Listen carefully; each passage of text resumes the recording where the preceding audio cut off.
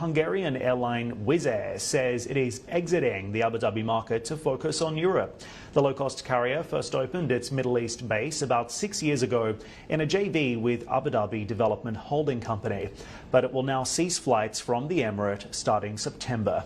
It blamed the exit on several things: geopolitical instability and volatility, which has led to airspace disruptions, a drop in demand, and regulatory barriers as well. The CEO also said aircraft engines degrade faster in the heat, making operations less efficient. The airline will be shifting its focus to Central and Eastern European markets now instead. Let's get a quick take on this with Mark Martin. He's the founder and CEO of Martin Consulting, joining me down the line. Mark, welcome to the program. Thanks for being here. Was this an inevitable exit for Wizz Air? And what's your take on the sudden departure of one of the region's, I guess, most celebrated low-cost carriers?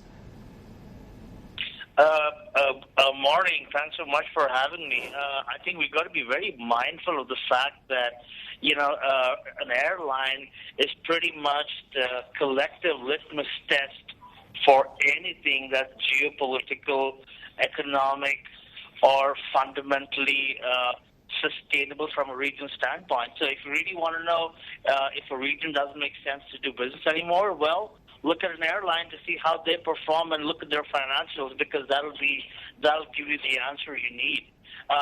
For Wizz Air to pull out of one of its most strategic markets is a bad thing, because clearly whatever that's been going on between Israel and Iran and Hamas and the region and destabilization and war has taken a severe dramatic toll for an airline to pull out, because typically when an airline enters a new market, you stay invested for at least 5 years. That's when you make your money.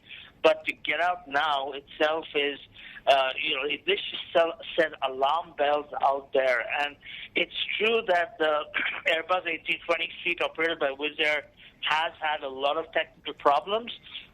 While coming into land with high temperature and micro sand, engines have been damaged to beyond economical repair. So, the Middle East isn't an easy market to fly into. It's always been a complicated, convoluted region.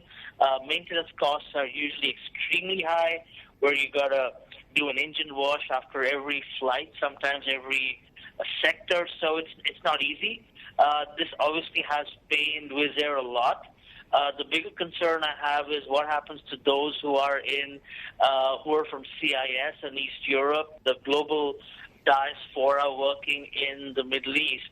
They're going to be affected, and this is going to be more to an Etihad and an Emirates airline gain. So I would like airlines to be a bit more mature by not raising fares too high, because that's going to impact everybody. But I think now it's just a wait and watch. Let's face it, this is because of geopolitical. There really isn't anything else.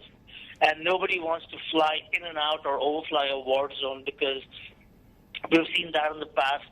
That can be pretty catastrophic. I mean, MH17, what happened with, in January with Azerbaijan Airlines, So, well, Mark, Mark, I'm going to jump in there. Mark, let me jump in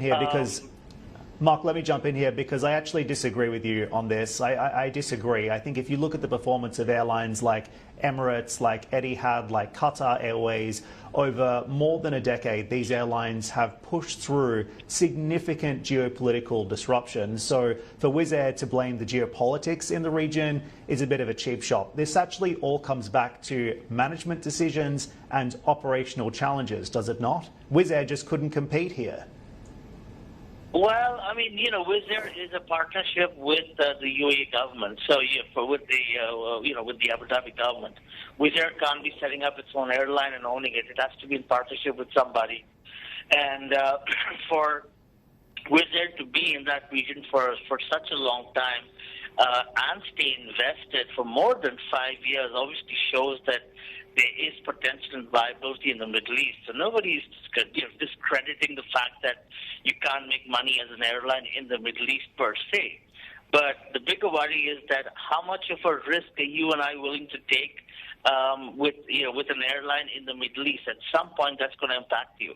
Now, when you're typically an airline breaks, a low-cost airline breaks even between 3 and 5 years, and Wizz Air has been there for more than 5 years. So they've broken even, they've made their money, they've built the market, they're nestled, and they're based well. But to abruptly exit, lose all that money, and shut it down, because now Wizz Air, the problems for Wizz Air is going to be much, much more greater, because they now need to get into another market to try and compensate for the loss they've made in the Middle East.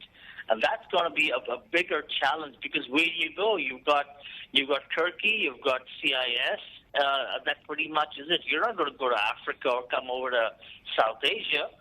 So, and in Europe, the competition obviously is far more fierce with Ryanair and EasyJet. So in the Middle East, it's a low-cost carrier versus full service.